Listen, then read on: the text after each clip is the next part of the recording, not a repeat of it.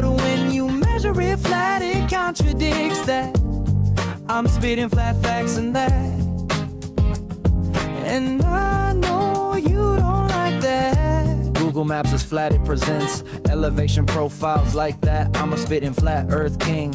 Sentence has a ring, doing my own thing. If earth was a big roast chicken, factually finger licking chicken, we just got the measurements missing. I'm spitting eggs and begs, begging the question lesson. I've said it before, time after time. I'm the spitting flat earth king of rhyme. Welcome to Flat Earth Debate Live.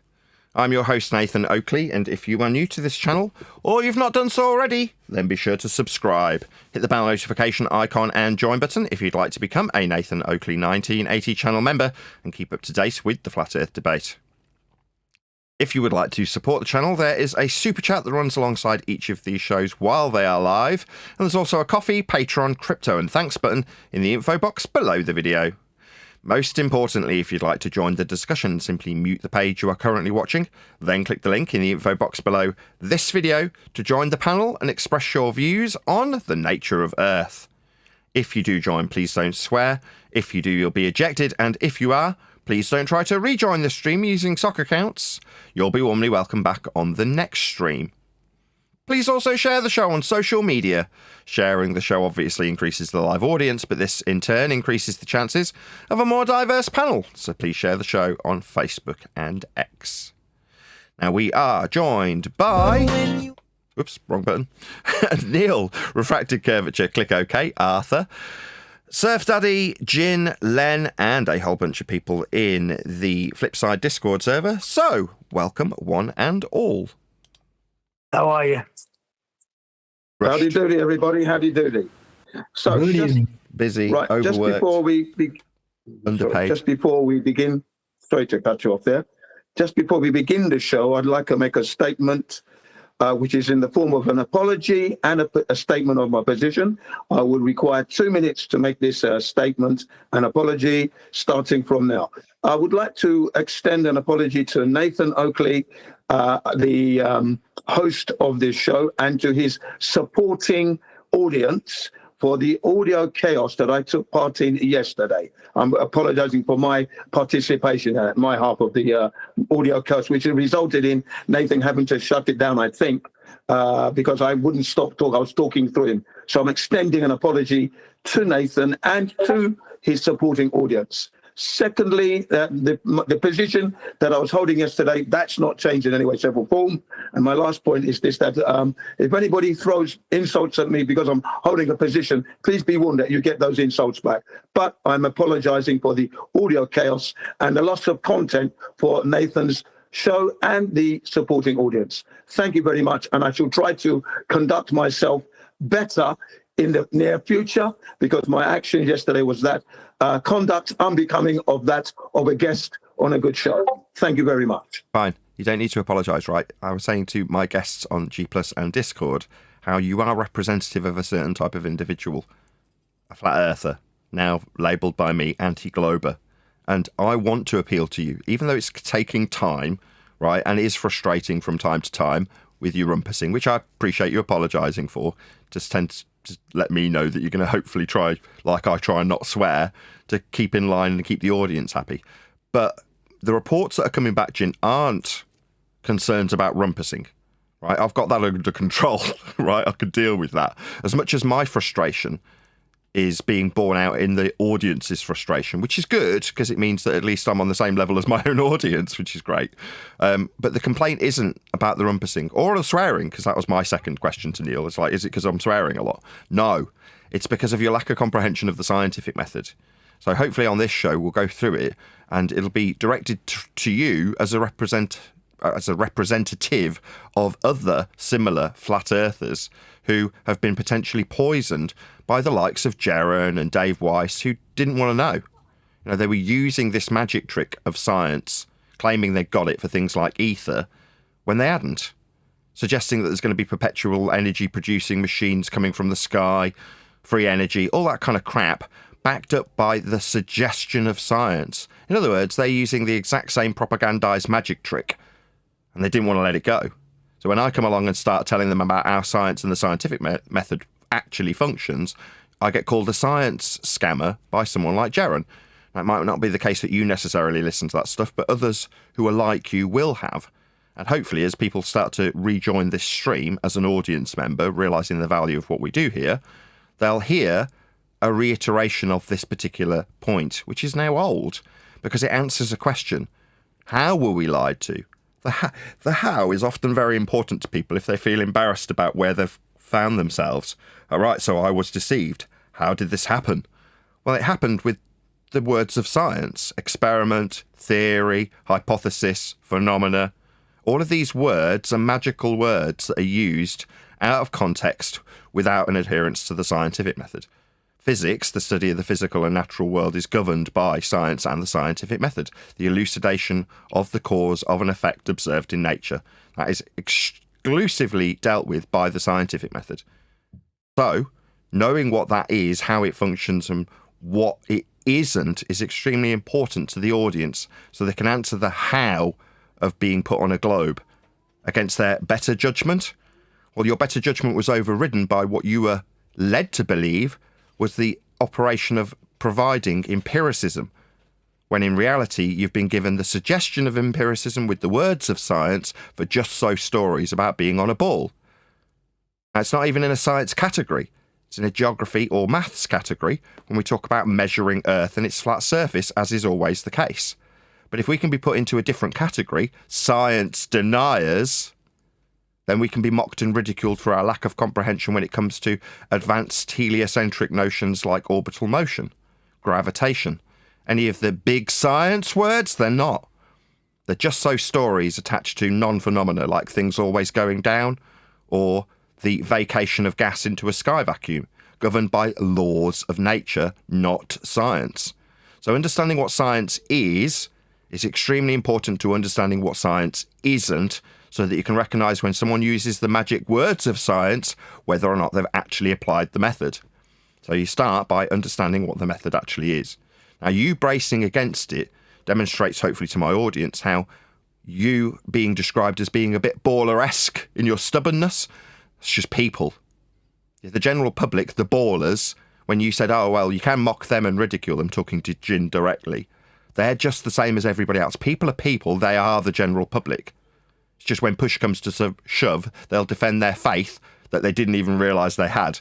They didn't know they'd got a religion.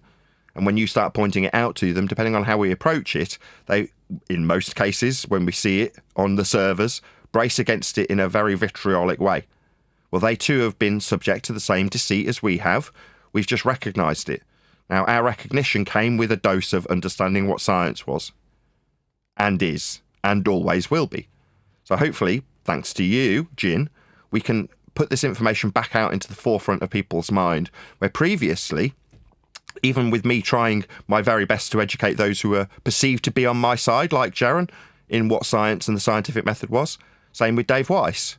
I got about 10 minutes into explaining what it was, and Dave Weiss shut me down and disappeared, only to ridicule me and tell me that we're not being covered.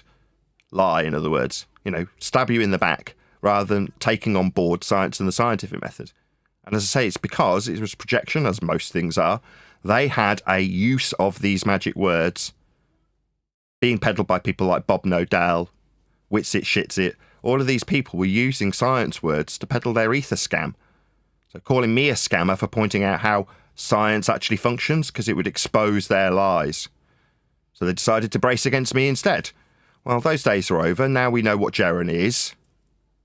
Dave, maybe. He's still on the fence for some. I don't know. Maybe, being fickle, we could get Dave back into the fold, and I could attempt again to explain what science and the scientific method is. Maybe he's listening right now. But if you recognise what it is, you can then recognise what it isn't.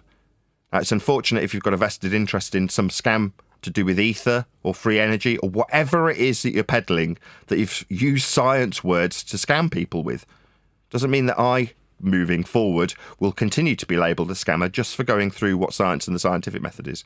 We've been afforded this opportunity because yesterday, in the after show, Jin was convinced that the methodology used to elucidate the lack of cause, what wouldn't cause a building to collapse, was being elucidated by so-called scientists, aka engineers and architects for 9/11. So when the suggestion of having an adherence to the scientific method is not met, that's when I pipe up. Not because I've got the slightest concern about 9/11. I don't care. If anybody says, oh, you don't care about 9/11? No, I don't. I couldn't give the tiniest of shits. What I do care about is my audience understanding what science is, regardless of what's being peddled with it. My argument isn't against the thing that's being peddled, true or not. It's whether or not the person arguing for it understands the words that they've used incorrectly when they start peddling the use of the scientific method. If it's not been adhered to, I want that person, in this case Jin, to understand what it is so they can understand, as I keep saying, what it isn't. That's it, I'm done.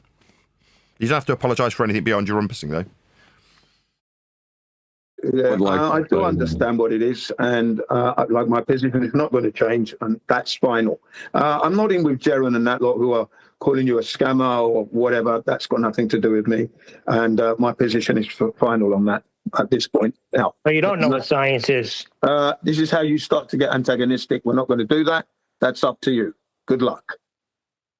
Well, before we move into that, I want to say what my frustration mainly is.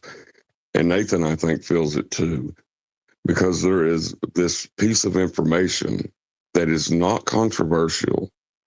It is accepted and understood. And we're trying to disseminate it, but it keeps getting put into positions to which it can be argued with or apparently argued with. And that is frustrating. And we're trying to find a way to keep from entering into those arguments. Couldn't have put it better myself. Absolutely spot on. I'm glad this is becoming more and more crystal clear as time progresses, because it's like you understand there's something not quite right. Why is it that we've got an absolute statement of fact being argued about, and no matter how much I push it as a statement of fact, it gets turned into an if statement? You're like, how can we remedy this? And then there's a little light in the form of a fart-sniffing guy called Wayne on a map channel who manages to talk about the exact same stuff we do, and he doesn't even get a tramp stamp. Like, there's something in this. Why? Well, because he's getting away with talking about how Earth is measured in absolute terms, but then what we get as pushback is, well, he doesn't say, because I've measured Earth flat, that means Earth's flat. He's not putting that in your face. You're like, no, but the only reason he would do that is to tell somebody who's got a belief in something contrary to what he's explaining about how Earth is measured flat, believes otherwise. So therefore it would be him wanting to lord over the person who doesn't know as he knows when it comes to measurements. But because he isn't of the ilk Wayne on the map reading channel that wants to convert people from globe belief, in fact he'll cuck to it when necessary, he can disseminate the facts without it being antagonistic, without anybody even realising that they're being told Earth's measured flat. Well, that's not a statement that requires a conclusion. He's just measuring Earth flat. Not, he's measuring Earth flat because Earth's flat. Like, well, he wouldn't be measuring it flat if it wasn't. So why turn it into this, well, he could be, and he is, therefore it is, let's argue about it. Wayne just went through how he measured Earth, and it just factually was flat. And when you do that without phrasing it in a way that antagonises somebody who has a belief in a ball, suddenly we're not the ones inciting hatred. Therefore, I can see a light of non-censorship at the end of the tunnel. I can see Wayne standing there at the end of that tunnel, that dark tunnel of censorship, where we tell ballers they're wrong. And we'll stay in the dark tunnel forever, unless we can find our way to the people who just measure Earth. What's that? They're not convincing ballers that means they're not on a ball? No, but it means they don't get a tramp stamp, and they can make a living from YouTube. That's what I want. So there's definitely a light at the end of the tunnel. And John's summary of what's frustrating about taking statements of absolute fact that are accepted on both sides and having them be repositioned into logical consistencies, arguments, debates. No, I want to draw a close to that part of my life. Okay, yeah, whilst you say that, I will reiterate what I said yesterday. Wayne, on the other hand, like you stated it to the audience, he's not, he's only explaining how Earth is measured flat. This is why he's got this massive audience. You, on the other hand, have been discussing and debating for 10 years about flat Earth and versus globe Earth. So you've come up under the radar as someone who's going to be censored. That is exactly why, Nathan. Okay, and my position is this. If I'm going to be discussing flat earths, like yesterday, I offered up 3 of the materials that we critiqued here on this show to the person, okay, as explanations as to why we're telling you Earth is measured flat, because we're in a discussion where this individual feels he's living on a globe. He's coming to the server and we're explaining to him. So that's the nature of the environment. People are going to do that, and you have to put away your frustration and get to them. Otherwise, don't be in a conversation. If you're debating someone or discussing someone, the shape of the earth and their beliefs, for example, that's it. You're going to get censored because of the nature of how you started your career on this YouTube. I was making videos about hi-fi.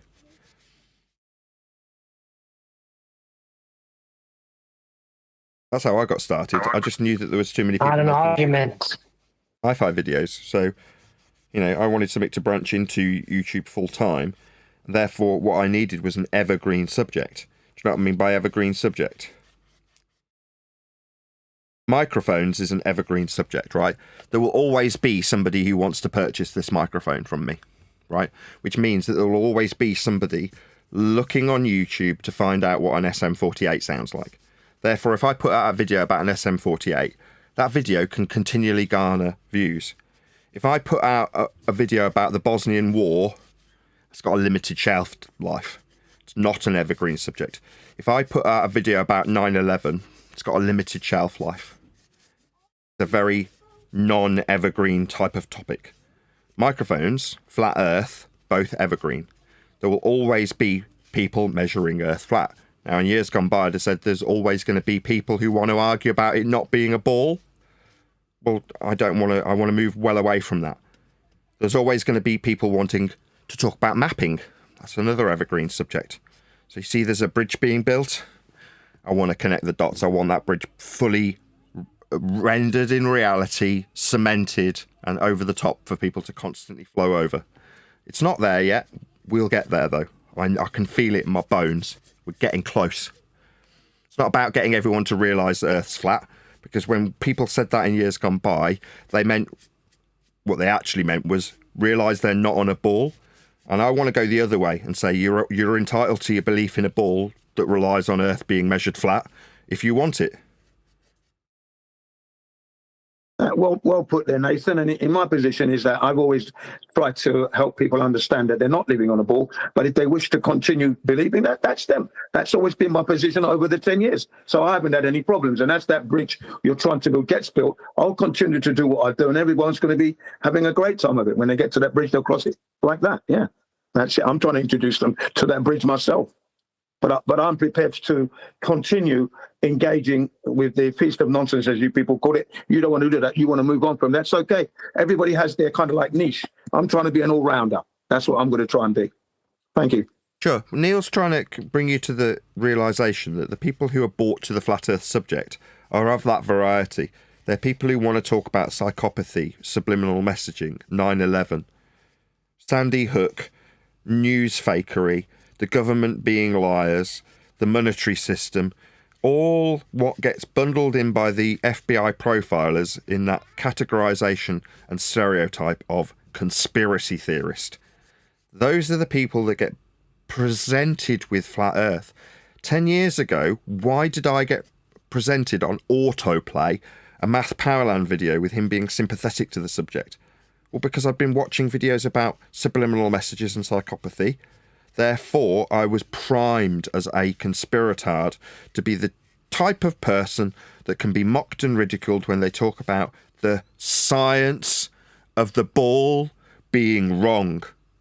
So that's which path we were all led down. Therefore, there's a type of individual in our community that I, whether I like it or not, have to appeal to. Now, they're all going to want to defend their right to talk about whatever conspiracy that they've learnt about before getting here. But they're all, without stereotyping flat earthers too much, of that type. For the most part, most of them have got here because they've gone deeper in the rabbit hole. Yeah, it doesn't really matter that at the end of the day, because whatever route they've come through to get to flat earth, they've come to the fact that the earth is indeed measured and utilized flat. It's not what they thought it was, what they were carrying a belief. That's a good thing. Doesn't matter what road they came from, they've come to find out that something is incorrect as to what they understood it to be in the first place. That's a good thing, as far as I'm concerned. The last thing I came to was flat Earth, and I came to that through looking into the moon landing hoax. And then 20 years or 22 years later, or thereabouts, I got this video on flat Earth and stuff. I thought that was silly. I ignored it. And then 2015, I decided to look into it. I thought, let me just see what I could learn. And I learned that I was in error. Simple as that. No big deal there, really. And it's nothing wrong if you want to move on from that. There are people who are going to stay fast and continue to operate and help people along. Nothing wrong with that at all. Yeah, I mean, the fact that there's a belief in place, some people see as an issue.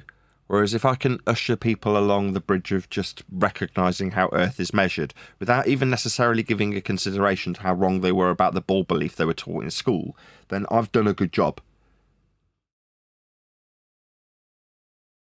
Yeah, that's all very well and done. And there's nothing wrong in being in error, because that's how you learn from your error. I put my hand up immediately and said, yeah, I was in error because I should have checked this. But I trusted the information that I was given and the education, thinking it was the truth and it was gospel. But now I realise it's not. And that's made me stronger and better for that. That's it. We move on. I'm able to help others now. Not a crime. There's nothing negative about that at all.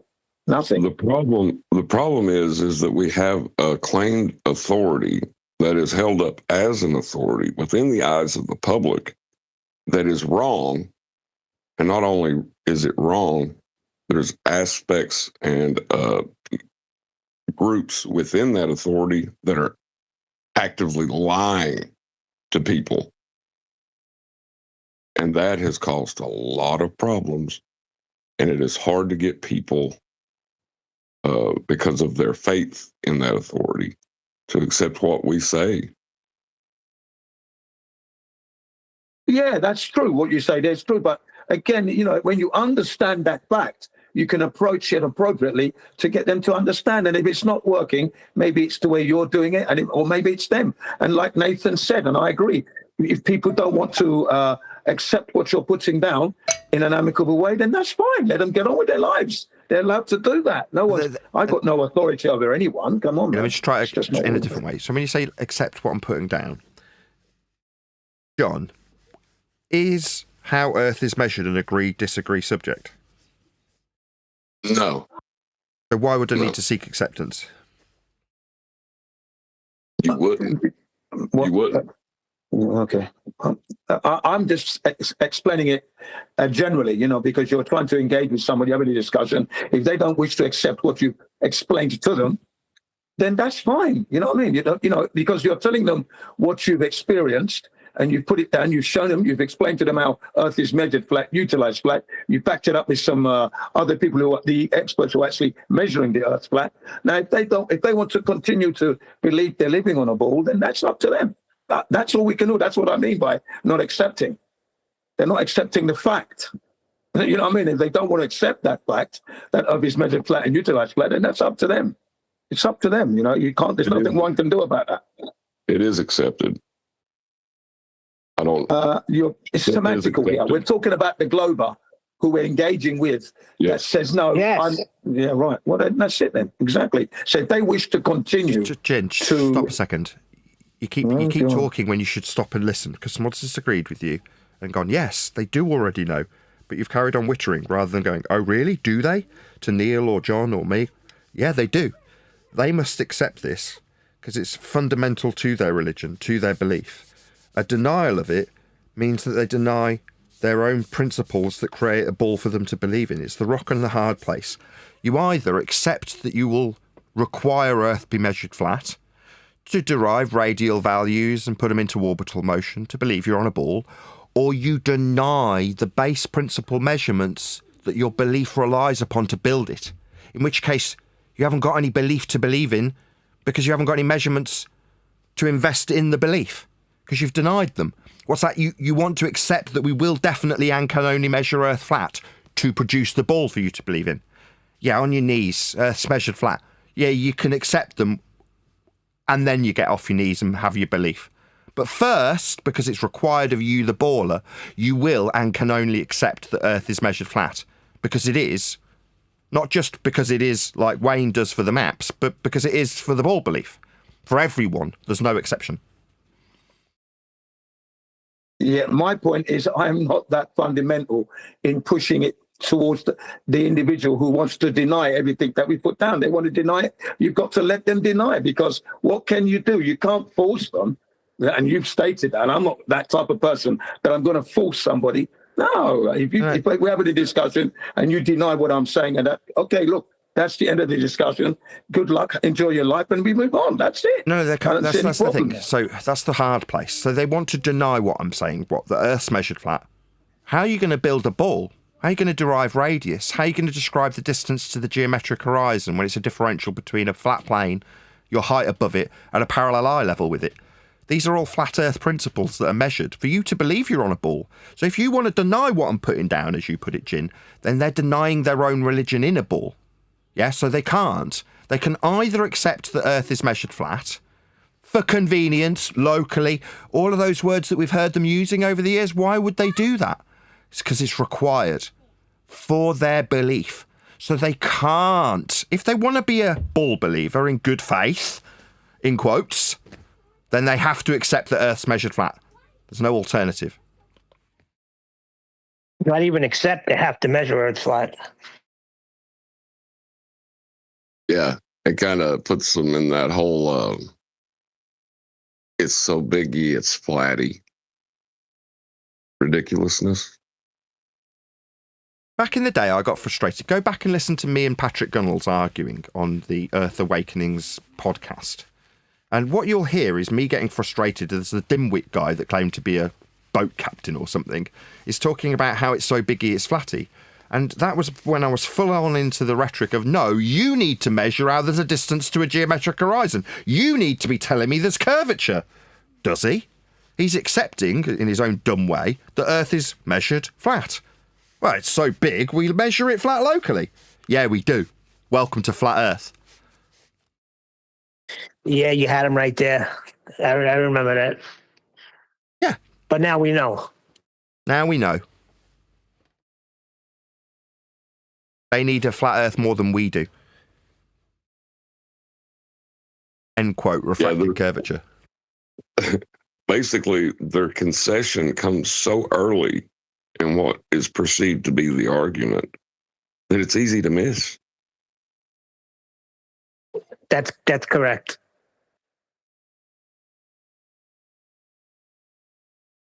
Yeah, that's an interesting thing you said there. Let me give you something that happened yesterday. I think Eli was present as well in this server, right? An individual came in and he was talking about communications being limited where he was, okay? He's on a ship, he's on the ocean, he's looking at an island. The island has an antenna 10 meters from the surface or from sea level, okay? And then he's at a distance of 30 nautical miles, and he's communicating with someone that is a further 100 nautical miles away, but somehow he wasn't able to receive the signal from the antenna or something like this. Yeah? I said to him, what you've explained from the start to this point is flat Earth, because you've needed a horizontal baseline of a flat Earth ocean in your nautical miles, because they are linear units. Okay, you've mentioned the fact there's an antenna on a mountain 10 meters high. Again, that's flat Earth reference there. Okay, and you were able to communicate with a guy 105 miles away or 50 miles away, but you can't communicate now at 30 nautical miles. So what's the problem there? I said, why? What's the reason for that? Then he brought in curvature, because that's impossible, because you're communicating with a guy 105 miles away, nautical miles, you said. That's horizontal, that's flat Earth there. So something's up with your story, you know, but that's what people do. Perfect, beautiful. So what Jin's now explaining is he's rendered the argument moot. Well, everything you've used to suggest that there's Earth curvature causing this issue was requiring a flat Earth to describe it, rendering the entire discussion moot. Good job.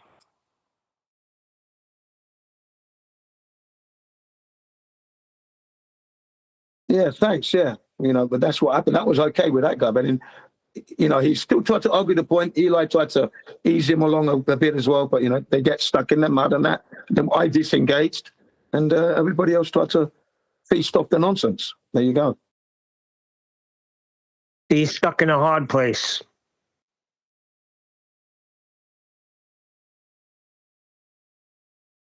It's epistemological kleptomania is the only thing I can see it as. What? It's where they're taking how we know what we know and stealing the flat earth that we all measure and trying to say Earth's curving.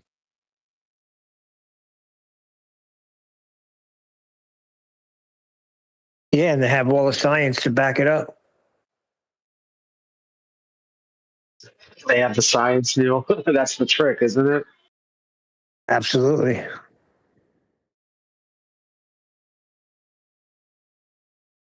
I love how you said that. That's exactly how they would say it too. But what you really mean is they have the pseudoscience to back it up. That's what you really mean. Yes. Correct. Yeah, Jen, pseudoscience. Yeah, and our flat earth brethren were using the same tricks. That's why a couple of years ago I got described as a science scammer, because it exposes the bullshit that's being used by our own side when they lie about having science also. They've got so caught up in doing the same trick that when someone comes along and says, well, the reason we've been deceived into becoming on a ball is because they use the words of science to pretend that they had got empirical evidence for their stories. What's that? You've been calling this Mickleton-Morley experiment an experiment. It isn't. Oh, but that backs up your lies. I see. Well, then you end up with me getting called a scammer, and that has had a detrimental effect on the community at large. Instead of them progressing into an understanding of how they got deceived, they've gone, science thing's not that important.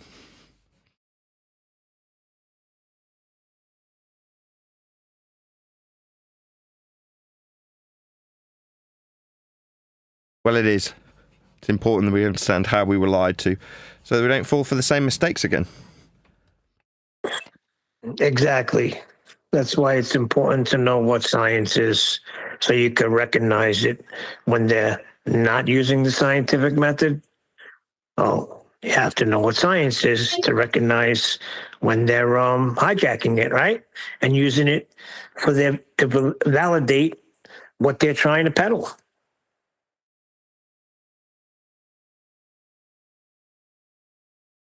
That's Yes.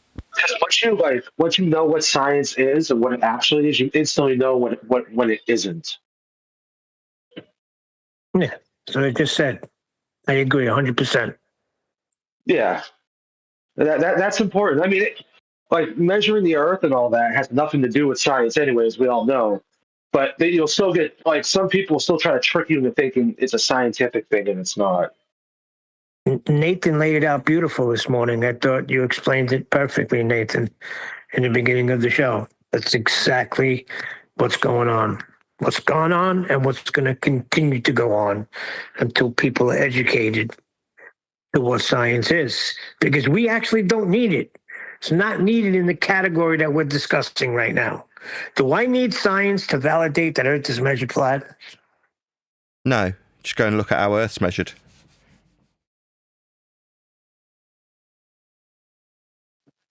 Yeah, it's just geometry.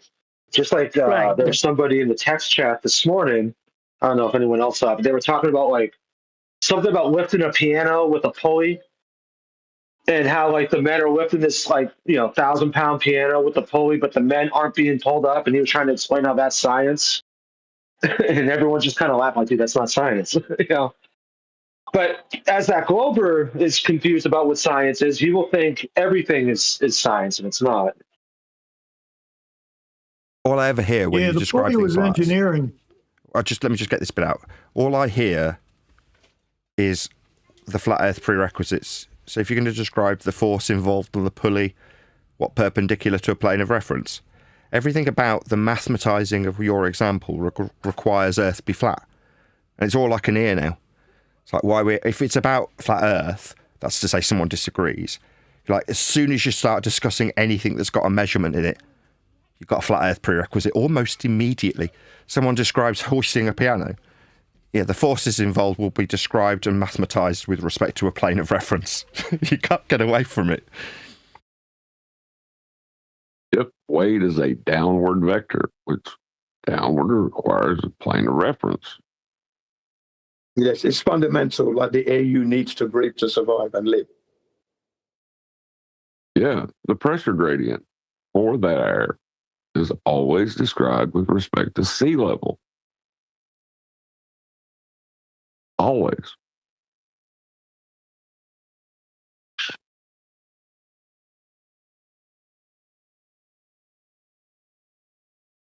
By Earth measurements and everything we do. But the man that was confused trying to justify that the piano being hoisted up by two moving men in a pulley is science. And if he's confused about it, I'm sure there's other people that will be confused about it too and believe him when he says it's science. That's the issue. But it's not science, it's engineering. And if I could... No, I'm aware, I know. But I know you are. So yeah. This is what I'm going to do. I'm going to read these things now. They might cause the vibration that's happening right now that you could cut with a knife to stop. So here you go. Engineering is often considered an applied science as it utilizes scientific principles to design and create practical solutions to real-world problems. Relationship between engineering and science. 1. Foundation of knowledge. Engineering relies heavily on scientific knowledge, using principles from physics, chemistry, and mathematics to inform its practices. Engineers apply these scientific concepts to develop technology, structures, and systems that address specific needs.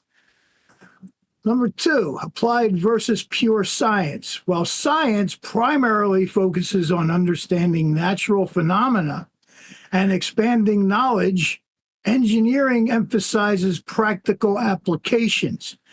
Engineers take scientific theories and apply them to create functional products and solutions, making engineering a branch of applied science.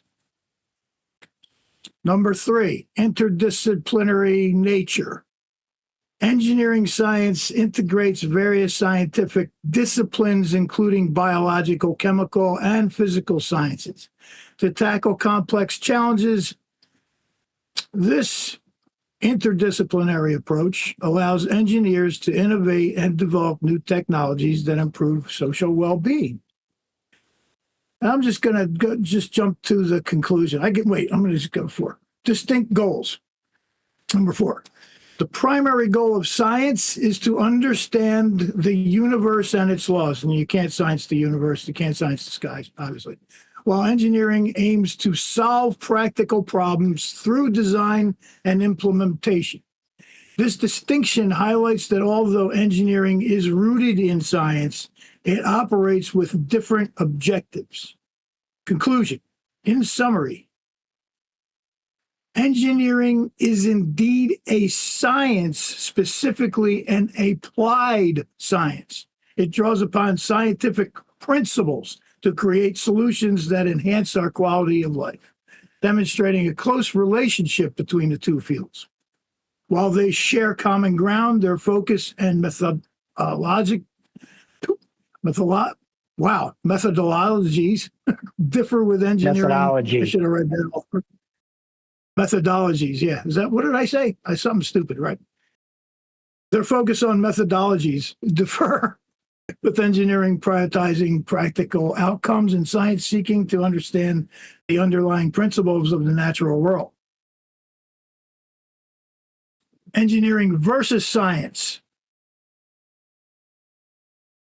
Science is the systematic study of the natural world through observations, experimentation, and analysis. It aims to understand fundamental principles and laws governing phenomena, often leading to the development of theories and knowledge. Engineering, on the other hand, applies scientific principles. Now, I don't know how many times I got to read this before you just the penny drops. Well, it's However you hard say to that. because it's riddled it's with not nonsense. science. It's not correct in many instances. And I was by Yep. chance explaining to my daughter what propaganda is today. And these texts that you're reading from are propagandized. How do you get away with propaganda? You make it 90% accurate and only 10% not accurate so that it can be accepted as being a science because it's an applied science. So why not just call it science? Well, because it isn't science. So I've got to call it something else, applied science. And then you Right. put it into verses. Whoa, well, if it's, hold if, on. I'm just, But hold on, wait a I'm minute. responding to you. Applied science means they're heard you, applying heard you. I'm science still to what they're talking. doing. I'm still talking. I'm responding to you. I didn't interrupt you. I listened. When it says it's applied, well, as in it's not science then, but they need you to believe that it is, because plenty of people that are architects want to offer the suggestion of empiricism. So they want to steal the valor of science. So they can say, so engineering is definitely a science because it's a non-science, an applied science, an application of something else that isn't it. Therefore, we have to add this extra word to weasel our way around the fact that it isn't science. But they're not specifically saying that. They're making it sound like it is. Definitely is a science because it's an applied science. No, it isn't. Then it would be the same word. It would just be called science then. Oh, no. Well, it's not actually science because we can now describe how it versus science, how it's different to science. Therefore, not science. So the hijacking of the methodology and its empiricism is still being suggested and tried to be stolen in terms of the valor by this text. Only in 10% of it. And for the most part, yeah, it's describing the application of experiment. So you're like, okay, well, if you look at what an experiment is, you'd know how engineering cannot fit into that category. But in terms of the blurb, 90% of it's correct. 10% of it allows engineering to steal the valor of empiricism where it doesn't have it. Applied science is the practical application of scientific knowledge to solve real-world problems. In other words, it's stuff from science that we already know. It came from discovering. Now we know it and can apply it and its principles. You don't understand that? Sure. So if I apply a map to a journey, it's applied mapping. I'm basically a cartographer now. I've just followed a map. I've applied the principles that the mapping and surveying gave me. So it's applied mapping. It's applied surveying. I'm basically a surveyor. Why? Well, because I can hold a map or use one. I'm applying all that stuff that they did. All right, no. So what they did was survey the land, the surveyors. Then I applied what they did to my journey. So can I call myself an applied surveyor because I'm using a map? No. The fact that they've used principles that have been empirically validated through science to support engineering concepts does not mean that you can call it a science. It isn't. Science is the elucidation of cause and effect through experiment. They did detail that in the blurb, but they still want to say that it's an applied science, therefore it is definitely a science. No, it definitely is not. Nathan, 4 years ago, I could Google that. Just the question is engineering science, and you would get no, engineering is not science. Now you're getting something totally different. You're getting it's an applied science. This is very strange how things are happening. Not science. Want to know something even funnier? Applied surveying involves the use of surveying techniques and tools to measure and map the Earth's surface. So yeah, There you go. when you apply it, you're using it. It has already been done. Now you're applying it and use. Wow. So I see. So if I go out and look at some trig points, therefore applying the principles of the Ordnance Survey, I'm a surveyor. I'm an applied surveyor. I can just steal all the valor I like from all those people who put all those long hours into measuring the Earth flat and putting trig points down and benchmarks down. I mean, if I use them and utilise them, apply them to something that I'm doing, I'm basically a surveyor. I'm an applied surveyor. But I'm not, am I? Yeah. I'm just stealing the valor. Yeah, you are, because if you're using those tools and doing the surveying, yeah, you're a surveyor. So if I use the trig points, I'm basically the same as the Ordnance Survey because I'm calling myself an applied surveyor? No. Well, no, because you're applying surveying techniques and using the tools. You're a surveyor. Yeah, therefore I'm a surveyor. But you Carp, I can't can be a hand you surveyor carpet without tools. You're not applying going to the be. freaking Okay, tools. let's take it one step further. So I go to a showroom, I buy a car, and I apply the car to my daily routine commuting to work. I'm basically a automotive engineer. I've applied the techniques. I've stood on the shoulders of all those wonderful engineers that produce the car, and now I'm driving the thing. I'm basically an automotive engineer. I'm an applied automotive engineer because I can drive. Not really. Nathan, hold on, Hop. Listen to this, Nathan. Engineering isn't a science. Science itself relies on it heavily. Engineering science being a specific field, now pay attention, that uses scientific methods, plural. All done to grease the skids and steal valour Yep. from the empirical method that is science. That's the only reason this propaganda exists. So they can steal the valour. So therefore, their just so story about why the building doesn't fall down is science. No, it isn't. It's not adhering to the scientific method. Oh, it's applied science. That's just a bullshit way of saying not science. You're not getting it, Hop. Okay, so when these guys are looking at something falling down, they're applying what is already known. They're not doing science. They're applying what's already known. What's already known? The way steel structures react. Oh, because I tripped over a steel beam walking in the mountains the other day. Wow. Okay, Hold on so a they sec. make steel from nature. Right? I'm not saying steel is natural. I'm saying they make steel from nature. They know about science. They know about the steel because it was scienced. All right. To get steel, Okay, now Steel we're was getting somewhere. science. So because the steel get was the science, steel isn't have a to use phenomena, though, is chemical- it? yeah, Hold on. metallurgy, Stop. right. Is steel a phenomena? Negative. No, you have to make it. So it can't be science then. So Man-made. once you make it from using No, it metallurgy, doesn't matter if it's man-made. chemistry, Oh, Neil, you're ruining my point. Listen closely. Step 1, observe natural phenomena. That's something happening. Step 1, watch something happen. Why? Because you can ask, I wonder why that happened, and then presume a cause of the effect. That's what science is. It exclusively deals in cause and effect. The effect being the natural effect you want to know the cause of. Is steel, second time's a charm, an effect? it's an effect of metallurgy. Yes. No, it's not. Steel's It's a a result. concrete noun. It's not an effect. It's nothing. When you say steel, nothing's happening. If you describe it rusting, that's an effect that you can study. You think steel is found in I'm the still ground? talking. You have to make it. Yeah, so synthetic then? It comes from things in the ground. Yeah, You have to make it. What's It's the phenomena? science, it's chemistry. It's metallurgy. No. You got I know problems. what the problem. I know what the problem is here. There are other ways that you can come upon information without it being dependent upon the scientific method. That is possible.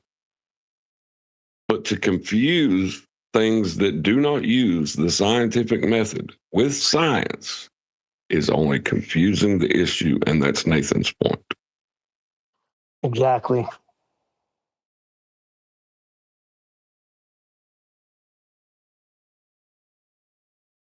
Step 1, you have to observe something happening in nature. Steel is not something happening.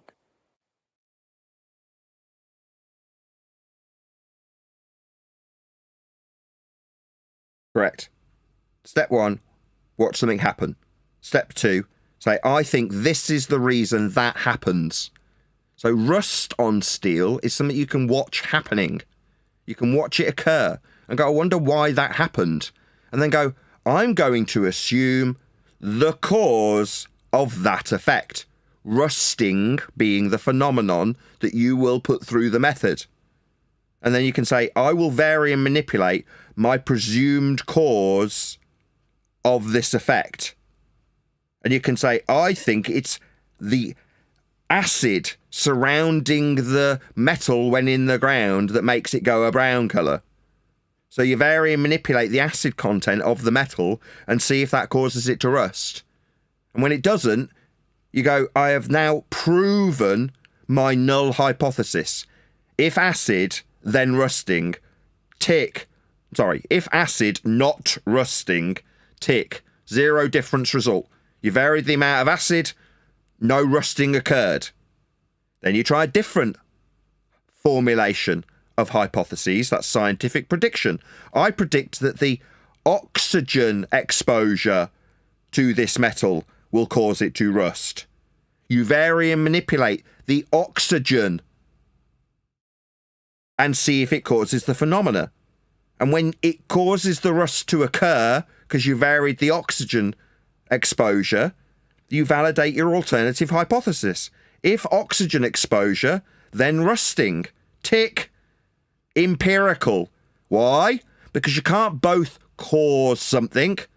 That's a validation of the alternative upon experimentation, and simultaneously not cause it.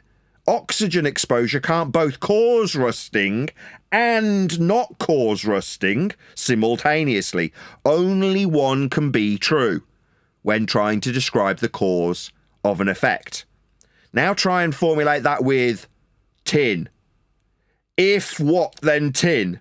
No, tin's nothing. There's nothing happening when you say tin or iron or steel or anything, synthetic or otherwise. If you try and formulate a concrete noun into a hypothesis, you don't have an effect to be the dependent what? Variable. The effect is the dependent variable. It's got to vary. Right, but just to defend Harp a little bit within this, because there are ways that we can come to information. The danger is, and this is probably where Harp may get mad at me, is when we try to say the way that we come about that information was through a scientific method. That is the problem. People are using science and the words of science incorrectly within fields that may utilize science, but aren't necessarily scientific. Yeah, I didn't have a problem with that. I just asked you if metallurgy is science. And since you didn't answer me, I looked it up and it tells me, yeah, metallurgy is science. It is a domain of materials science that studies physical and chemical behavior of metallic elements. So how the fuck do you think we got iron that we can make Not steel science. Not adhering to the method. I don't care what that thing Right. says. You're doing what Jin did yesterday. My concern isn't about where we get iron or synthetic composites of metals from. That's not the point here. That's the science. No, it's not. The science is the establishment and elucidation of the cause of an effect through systematic experimentation based on a hypothesis after observing natural phenomena. That's what science is. Yeah, I thought you agreed with me when I pointed that Yeah, out. you're right. You're right. You- I'm confused this. That's fine. But I just don't want to get lost in the weeds like yesterday when we were arguing about whether or not buildings got brought down by fire or not. That's not the point. I couldn't give a crap about the metal itself. What I care about is people understanding what science is so they can appreciate what it isn't. And when someone says, these Michelin tyres grip better than all the competitors, now comes the science part. Whoa, whoa, whoa, whoa, whoa. Are tyres natural? Are we observing tyres naturally grip in nature? So we're not adhering to step one then. So this is bullshit. Yeah, it is, yeah. Bullshitters trying to convince you that when they say their tyres are better and use a magic word that implies empiricism, you believe, if you're ill-informed, that they've given you empirical validation for how much better their tyres are. They're just Billy bullshitters. When someone says these lights in the sky move in an orbital motion. Why? Science. What are you, a science denier? Well, okay, what's the observed natural phenomena? The star movement. That's definitely a natural phenomena. Okay, what did you vary and manipulate as part of a hypothesis with a zero difference result, mirroring the prediction, to show that you caused that effect when manipulating your presumption of the cause of that effect? That's an experiment. Well, I haven't varied anything to stop the stars or make them start. I've just got a little story about how they move through this mathematisation of flat Earth measurements. Therefore, science. Why are you, a science denier? You haven't got any science. You've just got a little story that was derived from flat Earth measurements that you're calling science, so I don't argue with you, because I have to accept it carte blanche as being demonstrably true through the empiricism implied by the science words when used in a magic format. But they haven't got science. There's no science for the lights in the sky. Nobody's sciencing the movement of the stars. Nobody's varying and manipulating a presumed cause of that effect and validating that they can cause the stars to move. They can't. But they call it science, don't they? Tyson fancies himself as a friggin' scientist, doesn't he? He's not. He's a bullshitter like the people at Michelin. I'm sure Michelin haven't said that, but you know. Timotei. Now comes the science part for your shiny plastic-coated hair. No, there's no naturally observed phenomena of a woman wafting her hair through a bloody river with Timotei being her shampoo of choice. That's not science. But they'll say, now comes the science part, so that you believe shiny hair is proven empirically. Well said, Nathan. Also, this science, obviously, it's got nothing to do with the measurement of Earth whatsoever. But maybe some of these normies that come along who are wanting to look into things and ask questions, they're the type of questions they'll ask about gravity, yeah, the Newtonian gravity, and get into that. But that's got nothing, they put a claim of science on gravity, which there is none, because there's never been a naturally observed phenomena, yeah? And you're getting away from the measurements of Earth.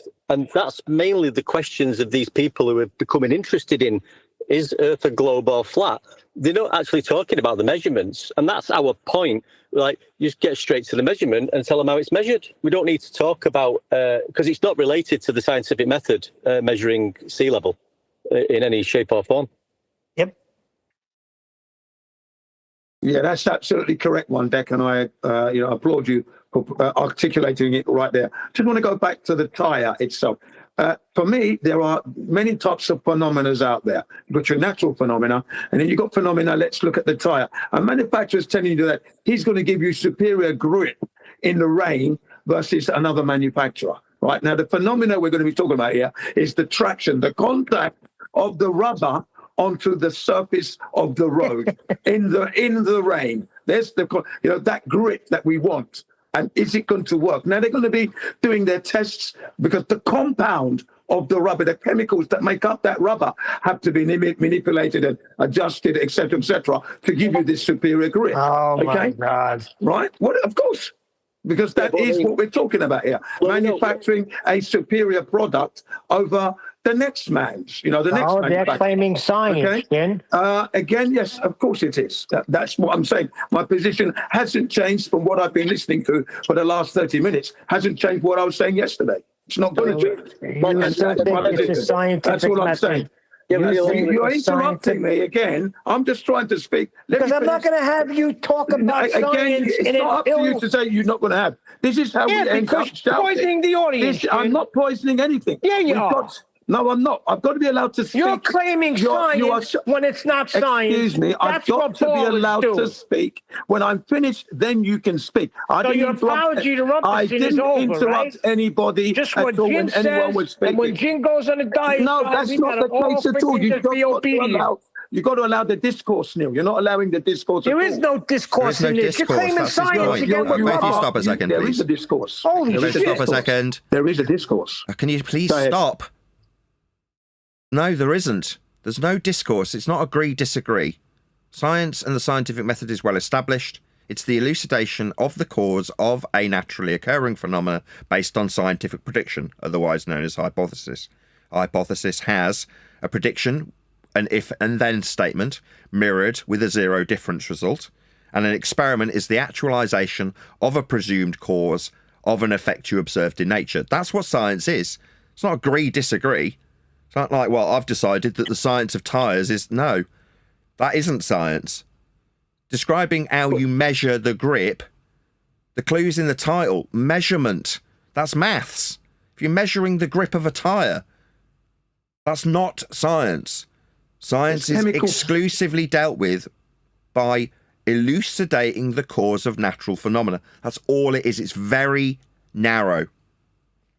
I mean, I would disagree with that, as I always do. Why? Why? Yesterday you couldn't even elucidate what a fucking hypothesis is, and you're disagreeing with me. Tell me again what a hypothesis is so I can berate you for being a complete fucking retard. Go ahead. Right. What? Right. Nathan, I'm not disagreeing with everything you've said. You don't know what you're talking about, and it's pissing me off. Why? You haven't got a right to disagree. Shut up. You don't have a right to disagree. You don't know anything about this subject. You keep saying that, but you won't let me get there. I listened to you yesterday. You made everybody... I'm trying to get there again today. Shh. I'm trying, but you're not letting me get Shut up! What I'm trying to say... Shut up! I don't care what you're trying to do. I'm fucking telling you, not asking you. You haven't got a clue what the fuck you're babbling about, and it's irritating me. You think you've got an opinion in this? You think what Jin says about what science is matters? You haven't got a fucking clue. You demonstrated that admirably yesterday when you fucked up at what a hypothesis was when asked. Don't sit here telling me like I give a shit what Jin's version of science is. Until yesterday, you didn't even know the subject mattered. Then you went through what a hypothesis and embarrassed yourself. Now you think you can have an opinion here. You don't have one, man. You haven't got a clue what you're babbling about. So don't have an opinion, realise your own ignorance and listen to people who know what they're talking about. Don't say, well, I've decided that the tyre science is real science. My opinion matters. It's an agree, disagree, we've got to have discourse. No, we fucking haven't. You can sit down, shut up, and listen to people who know what the fuck they're talking about and tell us what your opinion is. I couldn't give a shit. Shut up when you're ignorant and recognise how fucking ignorant you are, Jin, when it comes to science. You don't know what you're talking about. You were an embarrassment to all of us yesterday. You don't understand that? I'll respond to that. Well, I'm not an embarrassment. I do have an opinion, and that's my position. It's not an opinion subject. Are you deaf? Do you think your opinion makes a difference to whether or not we're going to elucidate the cause of an effect in nature? Your opinion matters not, man. Just whether or not you understand it. That's it. You don't yet. With that. So sit down and shut up when others who do know what they're talking about tell you. We're not asking for you to agree. We're telling you. Now, you can either sit down, shut the fuck up and learn something, or you can express your dumbass opinion and make yourself look like a fool. Don't do the latter here. Certainly don't talk to me while I'm telling you off. Shut up. Have some humility, man. Your opinion on this subject is irrelevant. Nobody gives two shits what Jin's opinion is. Most of the people around you already know this. You're the only one here who doesn't. But you think we want to hear your fucking opinion on the matter? We don't. We're telling you this stuff. We're not asking for your fucking opinion on it. Do you understand? Just say thank you or I don't understand. Not, well, I think my opinion on whether or not tyres being tested is science matters. Let's have discourse. No, this isn't about your opinion. We aren't asking for you to agree. It's not an agree-disagree subject. Science is the elucidation of the cause of a natural phenomena through systematic experimentation based on scientific prediction, otherwise known as hypothesis. I can summarise it. So can most of the people around you. And it's an offence to their ears. Neil's trying to explain to you that when you offer your fucking opinion on the matter, it's poison to my audience. Don't do it. You do not know what you're talking about. When asked what a hypothesis was yesterday, you fucked it up royally. You're an embarrassment in this regard. Understand you don't know what you're talking about. Have some humility, sit down, keep your mouth shut, and try and learn something. Don't offer your opinion here. Nobody wants it. Ask around, have some bloody awareness. Does anybody here give two of the tiniest shits what Jin's opinion on science is? Speak now. Right. Nobody asked. I didn't ask for you, Jin. You dumbass. I didn't ask for your opinion. Does anybody other than Jin, who's obviously the only person responding, who gives two of the tiniest shits about Jin's opinion on science that doesn't call for Jin to talk? Can I respond? No! You fucking retard! I'm asking everybody but you! I'll ask a third time without Jin obviously answering for everybody. Everybody except Jin. Does anybody here give two of the tiniest shits about this ignorant idiot's opinion on science? I can't, because it's not an opinion-based subject. I can't care about what he thinks Right. about it. So, Jin, you're still being told, man. Do you not understand? Keep your fucking mouth shut and try and learn. Doesn't mean you rumpus me. You're getting told off, you dumbass.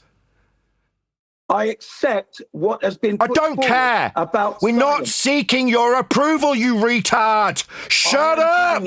Nobody's seeking your approval. You're still fucking talking. I don't give a fuck whether that is. They get lost. You're just not welcome. You can't keep your mouth shut. You're incapable of learning. You feel like you need to affirm whether or not you've learned something. Nobody cares. Nobody cares if you understood or not. It will not change what science is if you get it or not. Do you understand that? That's not rhetorical. Zero response when he's asked a direct question. Constant, incessant interruption for everything else. Nobody cares if you get it or not. Nobody cares if you've got an opinion on it. Everybody around you understands this stuff. Everyone on this panel, without exception, other than you, Jin, knows what science is. You're new here. But you think you've got the right to offer an opinion on it when it's not an opinion-based subject. It's absolutely infuriating when I'm hearing your bloody voice telling my audience about the science of fucking tyres. When I'm using that, I am using that example to explain why it isn't. You're undermining me, you stupid retard. And it's absolutely infuriating because you're a complete dumbass. You don't know anything about this subject, but you feel you've got the right to offer some opinion on it? No, sit down, shut up and try and learn something next time, and you won't get told off. Right. And you would measure how well a tire grips and compare that to another tire gripping. That's nowhere have you mentioned a phenomenon at all. Yeah, I was trying to do that, but I got shut down. But no. I was trying to do that. You're not. You were talking about measuring. I wasn't able to complete what I was going to say. Because you can. That's the point. I can. How can you say that when you don't allow me to finish? We already know what science is, Jin. You're not going to educate anybody here on this subject, but you feel like you've got to be compelled to tell us the end of your fucking point. You think you're going to educate anybody on science? We found out your knowledge on science yesterday when you were asked to explain what a hypothesis was, and you failed. That's less than 24 hours ago that you hadn't got the slightest fucking clue, but you feel that you're going to educate people here, do you, man? Have some humility. You understand? You don't know what you're talking about, but you feel you're going to educate John or me on science. I know what I'm talking about. No, you don't. That was demonstrated admirably by you yesterday. Do you want me to embarrass you for the live audience now, like I did for the uncut and after show audience? Detail a hypothesis for us. Go.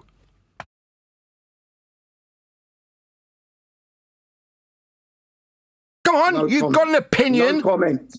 No comments. Keep your mouth shut. It's what you should have had in the first place. No comment.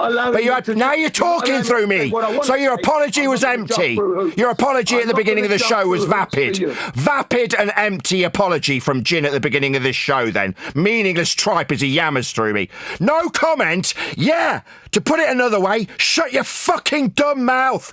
Offer no comment. But what did you do while I was telling you to do so? You started talking through me, making your vapid apology meaningless. Know when you should have no comment. You, in this regard, should have no comment, because you don't know what you're talking about, but you're still offering opinions, saying that we need to have discourse about it. No, we will educate you on this, Jin. Now, you can either sit down, shut the fuck up, and realise how dumb you are in this regard, have some humility and maybe learn something, or you can infuriate the host over and over again by talking through me, offering opinions on subjects that you've embarrassed yourself within the last 24 hours on. And when it comes to doing it again, you've got no comment. Yeah, that's the point. You shouldn't have any comment, but you've got plenty, and it's wrong. So shut up. When we talk about science and what it is, do not offer an opinion. Do not open your dumb mouth. Sit down and try and learn something. And when you've demonstrated that you've actually understood what a hypothesis is, and you can formulate one and construct one, then you might be entitled to join the conversation. Till then, sit down, shut the fuck up, and don't offer your opinion in this matter. You dumbass. Unfortunately, Nathan, if I'm here, I can explain what a hypothesis is. Go on then. You're not allowing me to speak. Go on then. Problem. No, I'm not going to do that now. Thank you. So you can't then?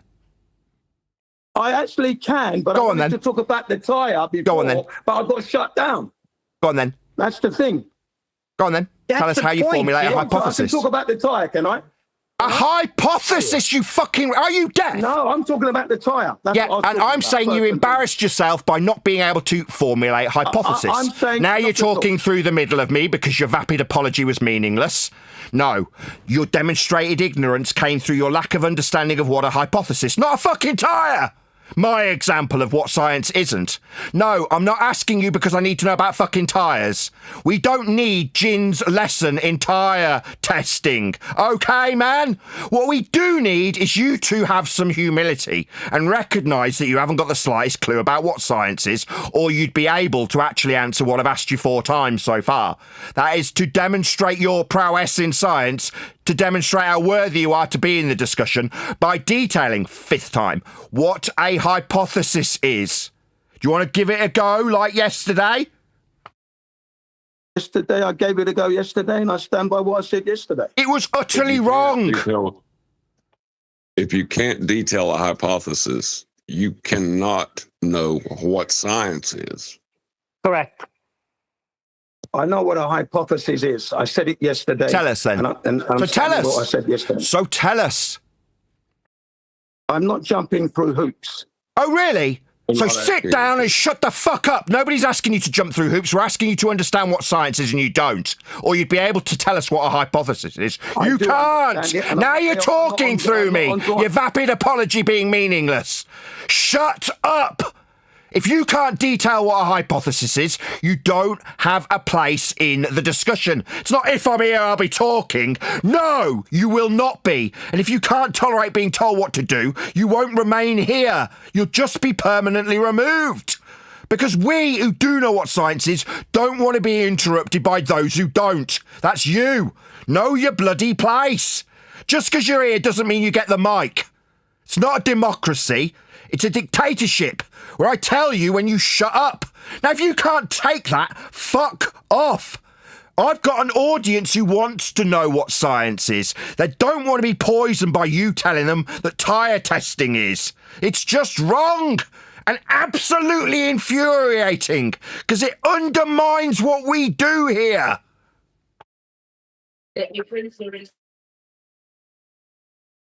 Finally. Don't need a response, and I didn't get one first time. I can take a breath. A hypothesis is the formulation of an if and then statement with an independent variable. That's the suppositional causal influencer of the dependent variable. That's naturally observed phenomena. It's mirrored in the form of a zero difference result called a null. Null hypothesis sits alongside the alternative so that the law of non-contradiction is violated if you suggest it's an explanation. End quote, Jin. Wrong. Somebody who shouldn't be opening his mouth when we talk about this stuff. It's a violation of the law of non-contradiction to say A causes B and A doesn't cause B. So no, as Jin tried to explain yesterday incorrectly, it's not a, quote, explanation. It's a supposition yet to be validated, with a zero difference result mirroring the prediction. So until you vary and manipulate that which you assume causes an effect you've observed in nature, you cannot say that's my explanation, because it might not cause it. You have to validate it. That's experiment. Experimentation offers explanation of the cause of an effect if and only if you validate the alternative side of your hypothesis. Something I can admirably detail to a live audience, even with my blood boiling in the presence of a moron. So I do know what a hypothesis is. It's not that I'm not going to jump through fucking hoops. I just know what it is. It's not a, quote, explanation, end quote, you dum-dum. So know your place. Know when you don't know what you're talking about, and know when to keep your bleeding mouth shut. Because you're just going to piss everybody around you off. Because we, unlike you, aren't hop-skipping around pretending to know what science is. We all do. So we all recognise how irritating it is when some pretender comes along and says, I do know. Well, if I'm here, I'm going to be talking about it. What, poisoning everybody listening? Annoying the host? Talking shit?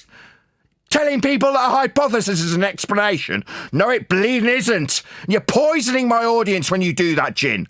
Have some bloody humility. Know when you don't know something. And when you're being told it, that's interrupted. When someone stops you, don't think that means you've got the right to keep yammering through them. And then 24 hours later, apologise for it, only to continue to do it because of your lack of humility, because you feel that you should be involved in the conversation. Just because you're here doesn't mean you get to talk. Listen! Listen to us explain what science is. Don't tell us what you think it is. Offer your fucking opinion like it matters. It doesn't.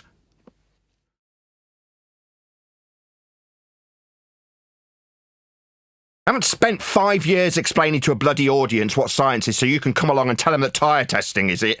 It's going to be absolutely infuriating. I'm going to spit feathers when that happens.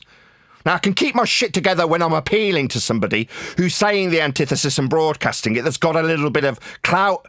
That's Jaren. I'll go to the ends of the earth to explain to somebody with 150,000 subscribers how science functions, and I'll keep my temper. You are my guest. In other words, if you don't fucking like it, get lost. You want to spew shite about what hypothesis is, telling others that they're explanations? Do it elsewhere. Don't do it on my show. I control this arena. It's my space. And you're damned if you're going to poison my bloody audience with unbelievable crap you don't understand. That's not going to happen. Now, when I'm the guest on Jaren's show trying to appeal to him with this stuff, trying to undo his nonsense waffle that he's poisoning his own audience with, then I'll watch my P's and Q's.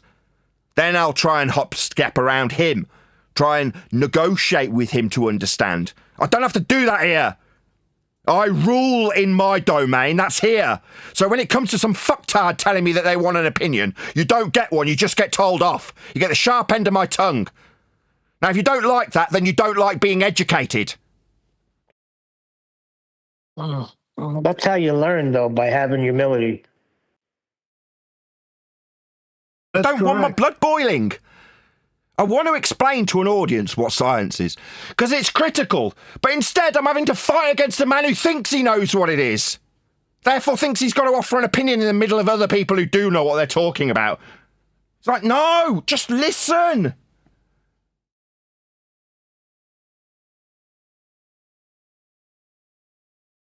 I looked up the definition of applied science. Oh, here we go. And it's a double. This is screwed up because you have to be more specific the way you talk about this, because they're applying it as the application of the scientific method and or scientific knowledge. It's already attained. Right. I didn't think they did that, And then when you pointed that out, I think it was either you or John. I said, well, let me go look at the definition of applied science. Yeah. So applying There's it, two when you say frickin' they definitions. apply Yep. it, the it is the thing that is science that they're applying. So they're applying the thing that is science to the thing that isn't.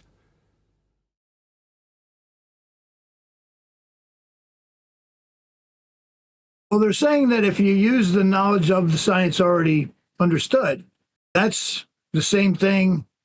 You can use that as the same word as gotcha. applied I see. using the scientific method. If I use the Yeah, that's knowledge of driving a car, I'm an automotive engineer then. No, you're just using the science already done. Right, The so they're just engineering. using science then. So they use the science that's been proven through the method of science in their Right. engineering. So they're using science. Yeah. Same with technology. Yes, a lot of technology is based on actual science. Does that mean it's the science technology, the applied science of technology? No.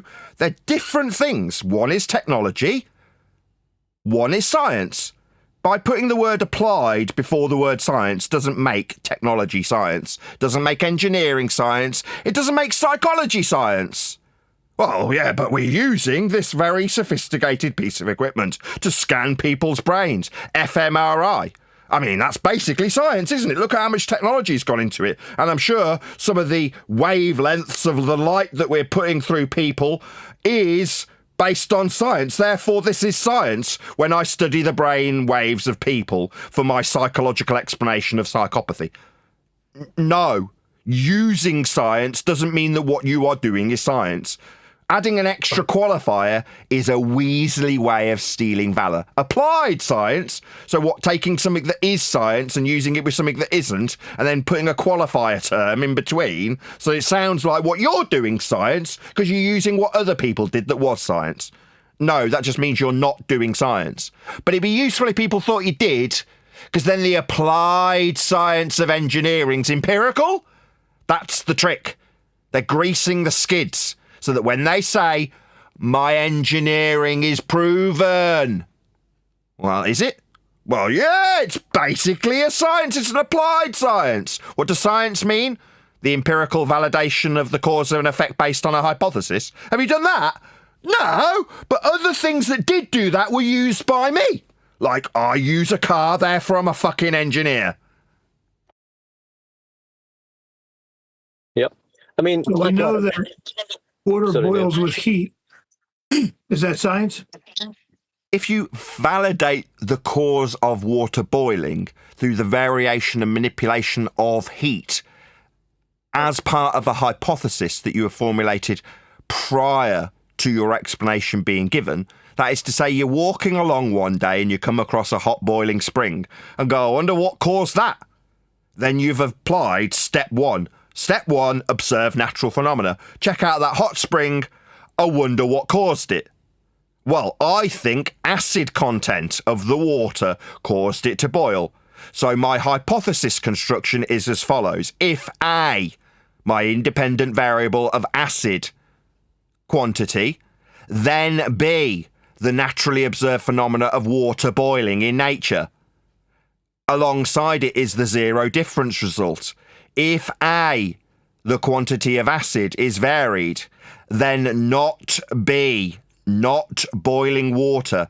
Both can't be true simultaneously, so I need to vary and manipulate my presumed cause of the boiling water, in this case acid content, to see if upon variation and manipulation of my presumed cause, it does or does not cause the effect observed at step one. So I vary my acid content and observe if the water boils or not. I added acid and the water didn't boil. That would be tick, null hypothesis proven empirically. Acid content does not cause water boiling. So I'll go back to step two, formulation of hypothesis, and apply a different, singular, independent variable of heat. and formulate a new hypothesis. If A, the variation of heat, then B, the naturally occurring phenomena of water boiling. Alongside it is, as always, a zero difference result, otherwise known as the null hypothesis. If A, the variation and manipulation of the presumed cause, that's heat, then B, the naturally occurring phenomena of water boiling. So I vary the heat and the water boils. That would be if A, then B, tick. My alternative hypothesis has been proven. Ruling out the null. Water boiling can't be both the cause of heat and not the cause of heat, or not caused by heat. Both can't be true. Only one can be validated. Therefore, heat being varied causes water to boil. Alternative hypothesis validated through experiment. That's to say, me heating the water to see if it causes it to boil, which it does.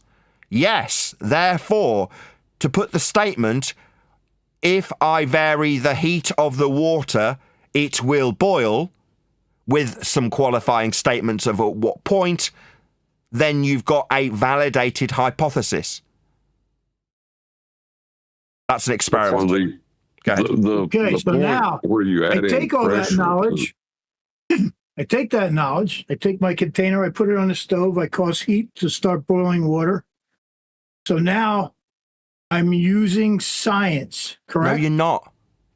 You're just I'm boiling not some using water. something that was scientifically validated. You've used something that's scientifically validated. No, the scientific validation was offered to why the water in nature would be boiling. So you've figured out why water boils, and then you've applied that knowledge to making a cup of tea. That does not make you a scientist when you boil a kettle. Right. That makes that. But you've applied it. That makes that applied known science. No, it means you're applying the knowledge acquired through experimentation to make a cup of tea. It does not make one a scientist or an applied scientist. I'm not an applied scientist in tea when I boil a kettle, because we figured out that applying heat through scientific endeavours makes the water boil. That just means that, but for the fact that scientists had proven this, which isn't necessarily the case, it's just an example. But in any example, if you take vitamin C, you avoid getting scurvy. Does that mean when you pop a vitamin C tablet, you're performing science? No. Nope, I'm using it. Yeah, you're using what scientists have done when they did science. But that doesn't make you doesn't mean you're doing it. I never said it was. I never said it did. You did. It's I'm from not the a text you scientist gave. because I boil it's water. inferred from the text you read out that, yes, engineering is a science because it uses science. Well, yes, driving is automotive engineering because it uses automotive engineering. When I put it as a contrast to stealing valor from automotive engineers, it's understood. But when it's stealing valor from somebody who figured out why water boils, oh no, I'm a science practitioner of tea making. It's an applied science of making tea. No, it fucking ain't. You're not a scientist because you make a tea. Yeah, I don't want to like the most resistance we've gotten over the years is going strictly to how flat the earth is measured and trying to correct people on what the scientific method is and what science is not. So in a weaselly way, it's like people want to do this stolen valor thing. Because I'm sure he understood what Nathan said, and in a weaselly way, not saying you're a weasel, I'm saying in a weaselly way, he's like, well, I'm doing science. I'm using science. Why don't you just stop that? Everybody wants to be a scientist. Just be an engineer. Yeah, but that's not enough, is it? That's not enough. You're not using science when you boil Hold on a water. second. Just one sec. Let me respond to Eli. Yeah, it's not enough, right? If you say that you've done some studies on metal, that's engineering in this case, by example, That might not be enough to convince somebody that your metal's better than another or your tire's better than another. But if you can use a magic word of science, it immediately instills the idea in the person you're telling that you've empirically validated what you've said. So it's just stealing valor. Everyone wants to be a scientist. That's why, when explaining this to Jaren, I got called a science scammer. Why? Well, because Michelson-Morley experiment was being peddled by actual scammers who didn't have science, but wanted their bullshit story to have seeming validity through a pseudo-science application in the form of the Michelson-Morley non-experiment. It wasn't an experiment, but they were using it with the magic words of science. So when they say the free energy's just round the corner, people believe them. Why? Well, because of the science of this experiment, one of the magic words being used to steal the valor of empiricism. It is that simple. Everyone wants to be a scientist because science offers empiricism. Who's off mute? But once I looked down and it wasn't me. That's correct, Eli. Those are the two things that we face the most opposition with. Thing is, though, guys, like I say, right, most of the time you found yourself talking about the scientific method is when you've already jumped past the fact that Earth's measured flat, and you're talking to a baller how Newtonian gravity might work on a ball, or, you know, the bending of space-time in a fourth dimension, which has never been observed. And so, like, you know, it's nothing to do with the Earth measurements. So we don't really, I mean, as much as it's a really interesting subject, it's got nothing to do with the actual topic at hand, to tell you the truth. Correct. So we shouldn't be jumping. You don't have to go there in this particular subject matter, flat Earth debate, even though it's not a debate. You know, but we found ourselves over the years arguing the toss about the scientific method because, you know, things are being pulled to the center of a globe that we measure flat. Now we just point out, well, let's just work out how that's measured first, shall we? Using sea level 0 degree baseline for all elevation profiles on Earth. You know, you're going to need a ball for all this presuppositioned stuff that you're claiming needs a scientific method. So you can just knock that right on the head now, actually. Exactly. Measurements knocks everything out of the box. Indeed. Yeah, it only answers the Explaining what's- how of why we got deceived into believing we were on a ball in the first place. If you want that question answered, you've got to understand what science is, so you can understand what it isn't, so you can understand how people stole valor through suggestion of empiricism. Everybody knows we're on a ball. How do you know things? What, like empirically proven evidence? Yeah, that comes from science, doesn't it, if you're elucidating the cause of an effect. So if you want people to know that they're on a ball when they're not, tell them that you've got science for it. That's the magic trick. That's it. Correct. What was the big thing? The main statement, when we first got into this, the whole body of science knows Earth is a globe. Remember? Yeah. And now we're past that now. We're dealing with measurements and how it was measured, how it's always been measured. Yeah. The Greeks. You would think we're past it, one deck. Yeah, we are, It mate. seems like we have to revisit it because people still don't know. So they're going to get duped. Yeah, well, we're going over old ground as we introduce some of the people who have been turned against us, come back to us slowly. Yeah, as I keep saying at the beginning of the show, and I will thank him again, Jin is here for that purpose. He represents the every flat earth man who's got to this subject through conspiratorial means, wants to talk about 9/11 truth, and doesn't know what science is. Well, unfortunately, that's going to get you told off when you're here. Now, unfortunately, I'm going to have to learn how to hold my tongue when trying to deal with someone like Jin, because it's not hitting home. It's not getting through to him. Well, he's as stubborn as every other flat earth conspiratard out there. If I can convince Jin, then everybody else will follow. He is representing a lot of people who don't want to know this. They don't want to accept it because it means they might potentially have to accept that they've been deceived again. If you're out there and you invested in the Michelson-Morley experiment because you thought you'd get free energy out of the actual charlatans of flat earth, me coming along telling you what science isn't might make you turn around and go, oh my God, it happened again. There's me getting deceived again. Yeah, people don't like that. So what do? Well, they call the person telling them the scammer. Oh, right, so I'm a science scammer. Yeah, that needs to be undone.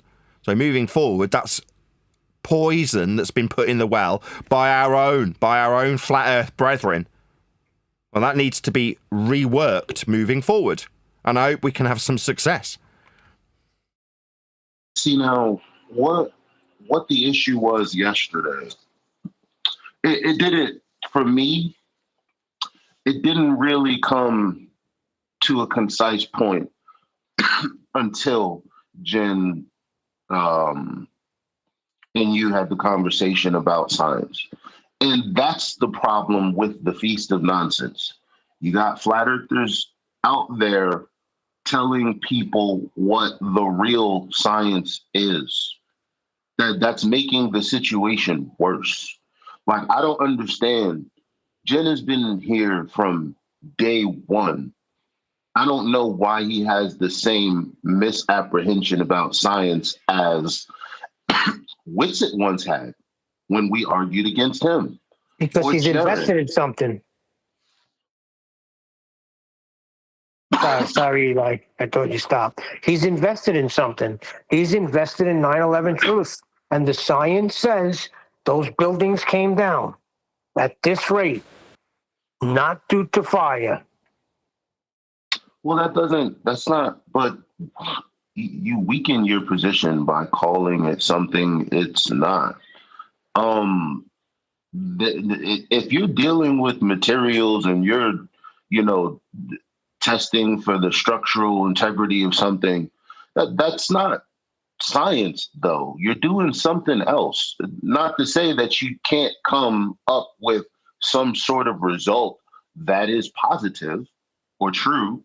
It's just not science. I don't understand why they won't allow us to help them mentally separate these things. Because Lord knows, FED's been trying all this time. That's what Refractor was saying. You don't need science to validate everything. But you definitely don't need it to establish that the Earth's flat, a measured flat using sea level. I agree with that 100%. Once you come to measurements, you don't have to deal with this nonsense no more. They can bring it up all they want. I'm just going to keep bringing them back to geography. Geometry. Yeah. And geography. I don't know why we're talking about tyres and 9/11. I mean, it's flat Earth debate, even though it's not a debate. The scientific method is just mainly associated with the heliocentric model, which I've never seen it, but the model of that with the gravity and all the other nonsense. But we just know the Earth's measured flat, and we can explain that and demonstrate that. And, that's that. Simple. It's like getting flat earthers to understand that they're incorrect about science.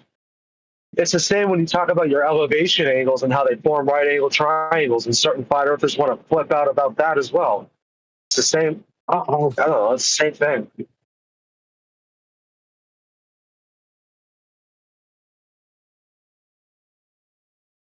Well, I mean, if you use an elevation angle at sea level, you're definitely using the surface of Earth as the horizontal baseline. Earth's measured flat. Yeah, but that's what they resist. I understand exactly what Vax is saying. There are a lot of flat earthers that resist that. They say, no, it's not the ground. You don't need the ground to measure the earth. You don't need the earth to measure the ground. Don't you know that? No. The ground is used for everything. That's all you need. Your compass, your marine sextant, it's all designed around sea level. Everything. Yeah. Everything So, that says level comes from the horizon. Yeah, you don't need to talk about the equipment. Listen, mate, you don't need to talk about the equipment being used. We're actually using the Earth as level. That's where it came from. What I read the other day is, especially like with the pyramids, they wanted to make sure they were built according to the horizon. Yeah, so everything that's been established and dealt with has been built around how the Earth is, which is level and horizontal. That's what they use, sea level. That's the only And way you also, can those build. pyramids are under 3 certain stars that have never moved. Well, that's great, but that's Right? So you get the elevation, That's another subject, you get the isn't flat it? Earth right there. Yeah. Well, that's about the stars. I'm talking about sea level. Yeah, that's the only way you can construct on Earth. It needs to be flat. You're not constructing cities and freaking towns and colonies on a freaking globe. It has to be flat.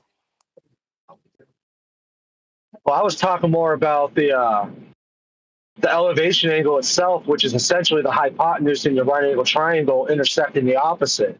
If you're going to deny that your elevation angle is intersecting the opposite, which is the 90-degree GP position, then you're denying the ground position of the star itself, which is the right angle triangle. There's plenty of flat earthers that spaz out about that. Still doing that? Oh, yeah. Yeah, unfortunately, It's a triangle, flat but it's Earth not a deny triangle an AIR. triangle. Yeah.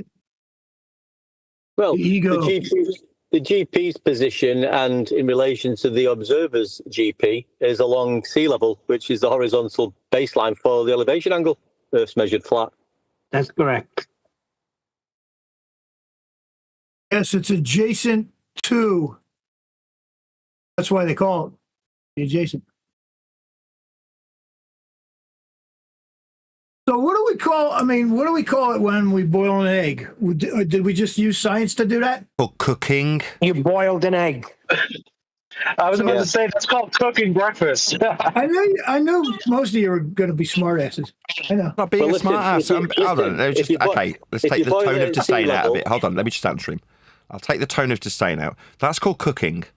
Now, the fact that in order to achieve your ends in cookery, you might apply scientific endeavours, that is to say, a scientist, if in this hypothetical example, we're using the fact that the only reason we know that water boils is because we've put it through the method, that's not the reality that we actually live in. But in that world where we only have the knowledge of water boiling because of scientific endeavours, then yes, you can say that you have applied that which science has provided you an answer in order to cook.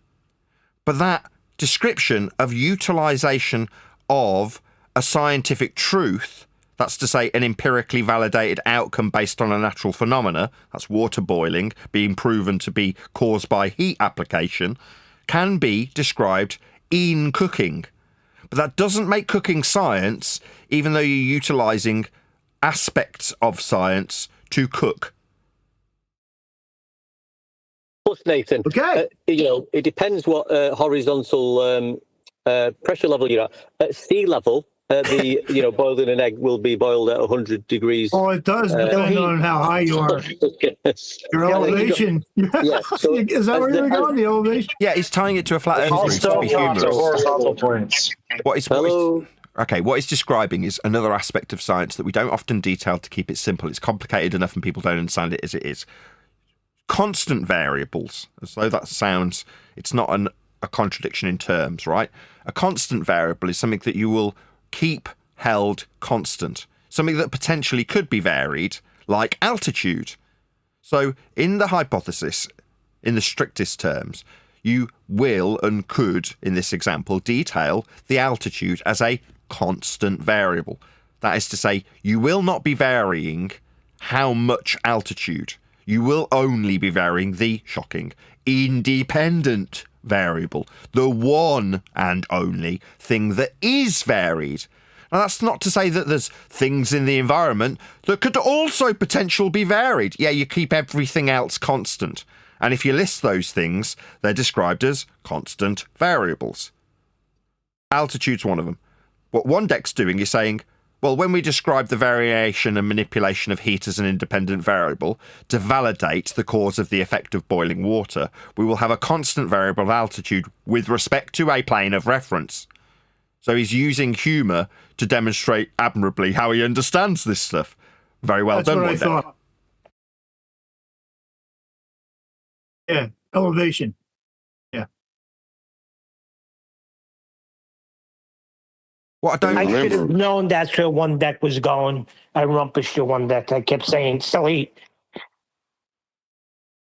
What's frustrating is Jin's not here anymore, is he? He's buggered off.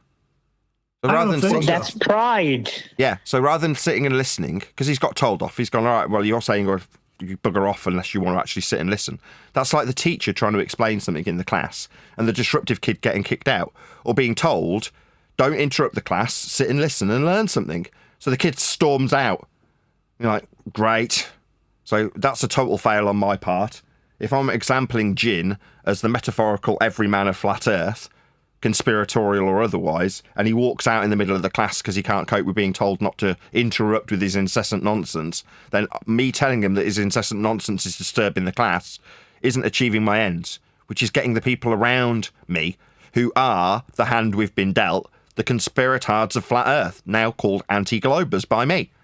Well, that's who we're dealing with. That's who's here.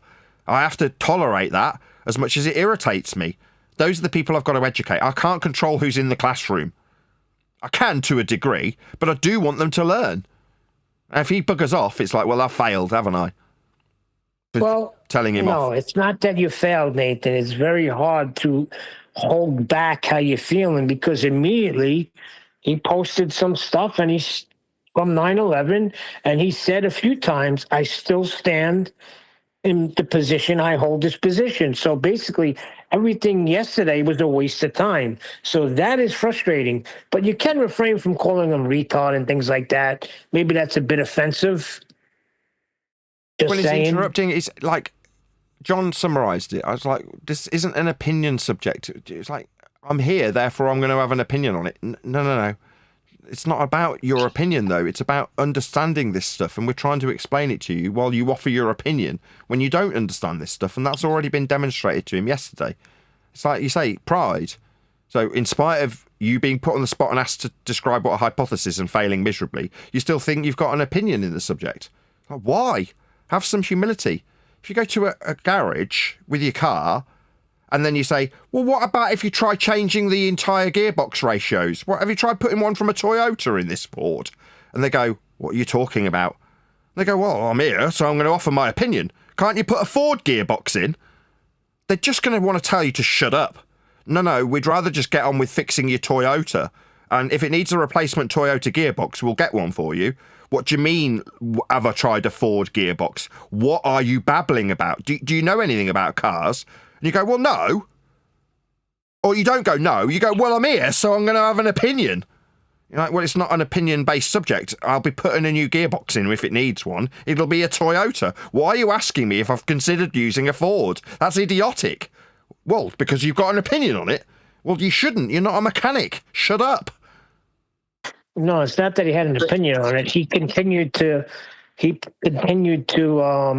say that he knows and properly explained what a hypothesis So was after the mechanic yesterday. said, we'll be putting a Toyota box in because it only takes Toyota boxes, that's all the bolts that will line up.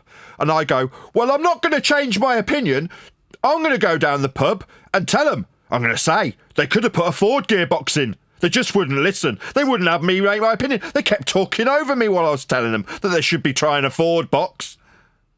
Yeah, but it's similar to, and I'm not having a go at Jin here or anything like that, but when Jin's saying he's sticking to his opinion, even though it's not an opinion, it's like, I mean, Jin must deal with these people, these ballers who are telling you that horizontal is curved, right? And the more you try and explain that it's not and give examples that, well, I'm sticking to my opinion, horizontal's curved. It's the same as that. Yes, better example. Let me give a little illustration. I was told one time, I'm going to compare it with Christianity and going to church. I was told one time by this pastor, he said to me, he said, you know what, Neil? Too many voices are no good. Because I was going from church to church, sermon to sermon, pastor to pastor. Same thing with this. Jin sits here, but he goes in all these other places where they don't know what the scientific method is. So he's getting his ears filled with all of this other nonsense, and it confuses him on what science really is. So he'll come here and he'll say what he's heard Jiren say, or Whitsitt say, or anybody on Earth Awakening say. Sometimes you got to limit the voices you're listening to.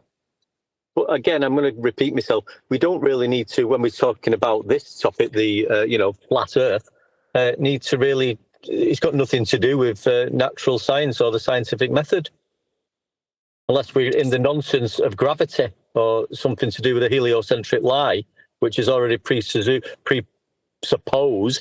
that the Earth is a globe, skipping past the actual surface level, eye level, parallel to each other, with a depression angle in between to get the globe calculation. Right. We know that. We're trying to communicate that past this FED, and it's not working because people are still using the scientific method incorrectly. Yeah, well, only when they're going to be talking to a baller about Newtonian gravity. It won't be brought up with measurements. Yeah, but somebody could come along and say, ether exists because Michelson-Morley, like Nathan said. And if you don't know what the scientific method is, I did not know. I thought Michelson-Morley was an experiment. I, believe it or not, was holding on to his ether. I didn't know any better. I came here and I learned what it was.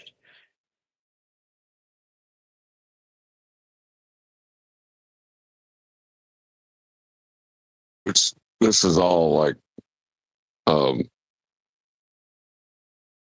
it's frustrating. Like I said before, you're trying to tell someone that information that is not opinion based, it is strictly factual, and they're trying to argue it with you. It is frustrating. Yep. Like I say, it's like arguing horizontal and curved with a anti-flat earther. Yes, and over the last couple of months, it's just come to my attention that people want to make this about me, and I'm not going to pull my punches anymore, right? I'm going to start yelling at people and telling them off when they are wrong. In this instance, it's not about a debate, it's not about an agree-disagree, it's not about whose opinion's right on science. There's just a description of what it is, and you either understand it or you don't. Same applies to Earth measurements. So, same thing applies. I'm not going to pull any punches anymore. You either understand this stuff or you don't.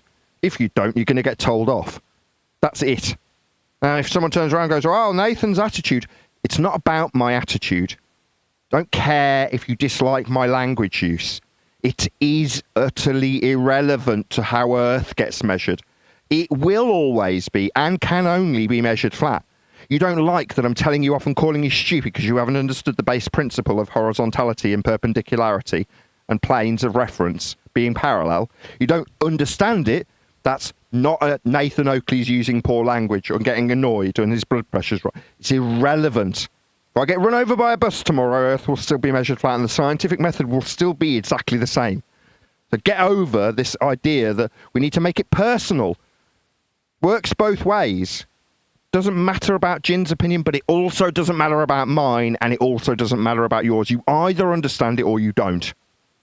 And if you understand Earth's measured flat, but it doesn't work with your ball religion, and you feel that you've got to then explain to next man how, well, that's just because it's local. No, you're now worrying about explaining how you square your circle because you've appreciated how Earth got measured and how it's inconducive with your belief.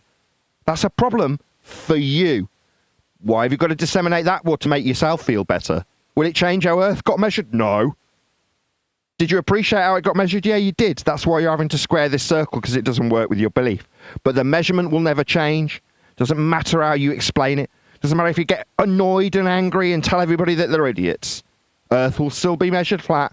We'll still elucidate the cause and effect with scientific endeavours. Nothing's going to change regardless of how personal people want to make this. That's something else I want to destroy the bridge of making this subject matter about psychology and personality. It's got nothing to do with either. Doesn't matter how annoying you find me as an individual. It doesn't matter if I'm spitting feathers as my blood boils. Earth's still measured in exactly the same way tomorrow. Navigation won't change, mapping won't change, surveying won't change, flying won't change, sailing won't change. None of it will change. Does it matter that I'm annoyed? No. So, I'm not going to hold back anymore. I don't care if people get annoyed with me getting annoyed. So what, you think this subject is governed by how annoyed Nathan Oakley gets? Then you're delusional. Probably ignorant. How annoyed was you today, Nathan, on a scale of 1 to 10, would you say? Only joking. It's not. I understand your frustration. I do. Well, listen, I know I'm not going on about Ginny, but like Jin is saying he's not going to change his ways, and which is fine. I'm not really bothered about what Jin does, to tell you the truth. But he does sort of refer to when he's talking to the normies and they're asking the questions and he has to answer. Now, I've never had a normie come up to me personally asking me and asking me about this flat Earth and globe. I think if anybody's coming to somebody with a question, they've already some sort of doubt or something has come into the mind. And the typical questions I think they would be asking would be it'd be to do with boats disappearing over the horizon, which is an observation. It's nothing to do with a measurement. So you could simply deal with that straight away. It's nothing to do with a measurement. That's just an observation on how your eyes work and that. And then, what about gravity? Look, things go down. Well, things going down, density. You can talk about density in air and things going down, which will need a horizontal baseline, by the way. But that, again, is not a measurement of Earth. So these questions, which might, need answering, you don't have to really get back in. You just can always bring it back down to it's a measurement. Well, why would they lie? That's the big question, isn't it? That's the one they always ask. Well, I don't know why they'd lie. I haven't got a clue. All I can deal with is the actual measurement of Earth. Everything else. Yeah. Sorry, go on. When I talk about measurements, the most I've got, I've never got the feast of nonsense thrown at me. What I did get was what about the stars? So if I'm laying down how Earth is measured flat, I don't get anybody coming back with feast of nonsense. Never, not so far. Well, since I've been a flat earther. Well, the stars are used for celestial navigation, aren't they? To obtain elevation angles from sea level, which is great. Yeah, that's what I'm saying. That's the most I got, asking about the stars. And like you said, we could turn that right into a flat Earth measurement beautifully. Explain the mapping system, and you go from there. So when he says that, he tells them how Earth is measured flat, and then they hit him with feast and nonsense. I've never had that happen to me ever. No, and if I did get someone legitimately asking me that's how I deal with it. I wouldn't actually say, well, you've been brainwashed and it's cognitive dissonance, and I just say, well, listen, I don't know. I can just explain to you about sea level being the 0 degree baseline for all elevation. Exactly. That's all I can show you. I can show you horizontal. I can show you the level. I can show you the elevation profiles. I can even show you the Earth curve calculator, how that uses surface level and eye level parallel with each other to obtain a depression angle in between to give you a calculated curve. These are the facts of the matter.